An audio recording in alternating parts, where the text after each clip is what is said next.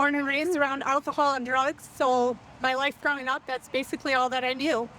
And when I come to the sober events through outreach and Sober Not Boring, they kind of helped build a foundation for me, established a solid ground to help build me up. When I approached them actually with nothing. I had no clothes, no shoes, no anything. I come, like I said, fresh out of jail.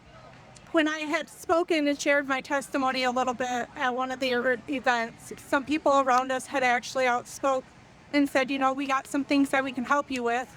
And they were actually able to provide for me clothing and baths and things like that were actually essentials that I needed to actually start to survive out here in the world.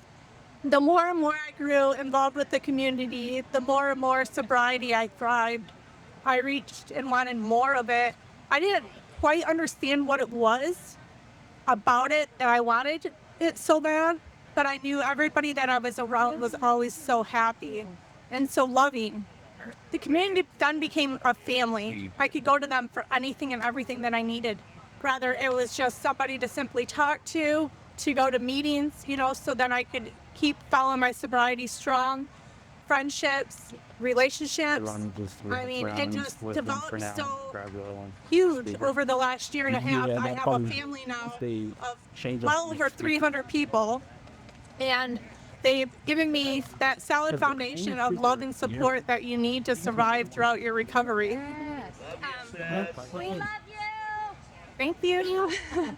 Throughout my journey, though, it has been a road. Recovery was not easy for me when I first started. Recovery was very hard. When I had reached ground, and I say ground because I was fresh out of jail, I thought I could hit the ground and start running again. I thought I could hit the ground and start running, not realizing that I did not have the things that I needed to be able to do so. And it made it very difficult. At times it felt like it was so much easier to go back to that addictive life. And, the spiritual part of recovery, I think, is the biggest part in my recovery. I've been able to develop friendships that I've never been able to develop because I was too busy in the addictive life. I've been able to develop relationships with not only friends, but family as well that I had pushed away for so many years. Now, I am an addict of about 27 years. I was addicted. So the year and a half has been a journey that's just been glorified, and I say it's because of my higher power, my God. He has resurrected me in ways that has lifted not only my spirit, but my light. I have been able to complete school. It took me 20 years to be able to graduate school because of my life of addiction. Holding a solid job, working 60 hours a week, but it kicks your butt at times, but as long as you have that spiritual foundation, it's well worth pushing forward to and keep moving. I've got a solid relationship that I destroyed so many of them. I never thought I would ever find somebody that I would stick to and engaged. Got a grandson in a college course for ordained and chaplain. Never, ever in my life did I ever think I was going to do something like that. In public speaking, this right here used to be a fear of mine. I used to get up and just tremble and cry and all kinds of things that I would not be able to do if it wasn't for my sobriety.